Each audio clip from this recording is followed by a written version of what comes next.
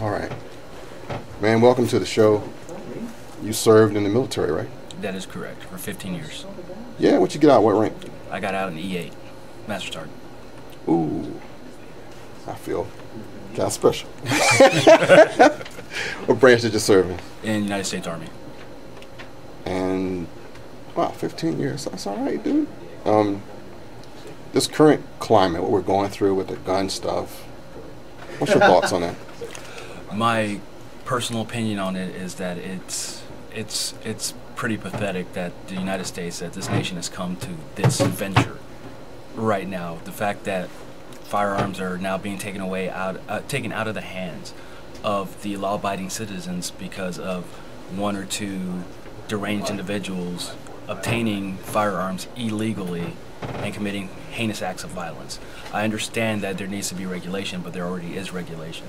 The fact is, the whole, the Sandy Hook incident happened because a deranged individual acquired firearms illegally. It was illegal when he stole the firearms from his mother. It was illegal when he stole her car. It was illegal when he went to the school and entered the premises. It was illegal when he opened fire.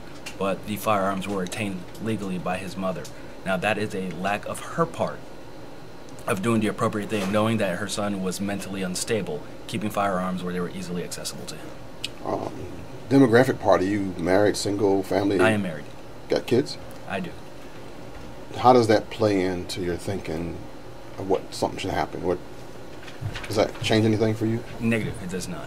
I think that if laws are followed, if laws are adhered to, there really isn't a problem. There's always going to be a way for mentally deranged individuals to pursue acts of violence. There are people out there drunk driving every single day. How many people were killed in drunk driving incidents this past year alone? Probably, I would say, my guesstimate would be about 10,000 people. Why are the cars aren't being held responsible, the individual is being held responsible. So let's hold the individual accountable for their actions and not say the car didn't drunk drive, the individual did.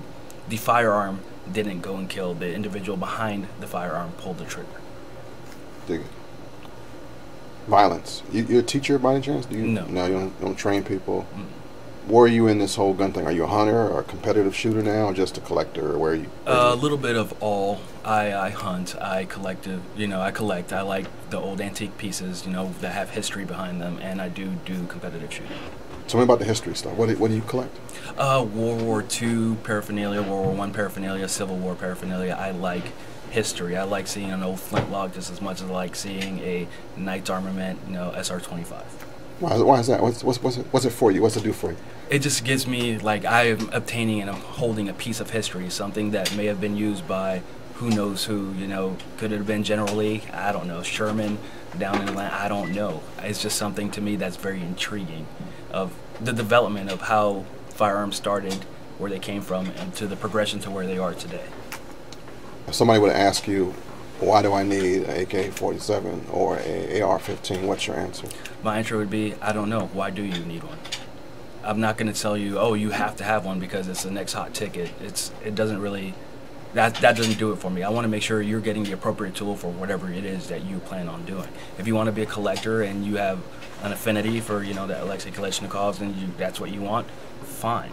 If you want to use it to hunt because it is a 7.62 by 39, that's okay. But don't just get it because everybody around you is getting it. It's just the same principle of children back in the day. If one person jumped out of the bridge, doesn't mean you're going to go jump off the bridge as well.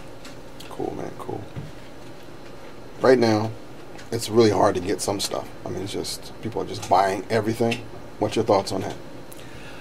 I like it, obviously, as a retail individual, but at the same time, I hate the fact of the reason it's happening, the principle behind it, because the Second Amendment is being challenged and they're going after Second Amendment and the right to bear arms. Individuals who never even had a thought of buying certain firearms or even buying firearms are purchasing them. There are people who come in to buy AR-15s, Glocks, the hot ticket items right now, and have no rationale, have never held a firearm. They're just buying it because they don't know if they're ever going to have the opportunity to purchase one again. True that, true that. If you were to give a recommendation to our listeners, to our viewers, about this current situation, you want to give them like some encouragement, what would you tell them? stand fast. Make sure your voice is heard. Contact your delegates, your local delegates. Make sure that they understand that, hey, we have to fight for our rights. This is the Second Amendment. Just because they're going after the Second Amendment this time doesn't mean they won't go after the First next time, or the Fourth, or the Fifth. They're just saying what they can get away with. Stand fast, stand together. Don't price gouge. You know who I'm talking to out there. Don't price gouge. Just protect the community. And your name again is? Santiago Castillo. Thanks, brother. Absolutely.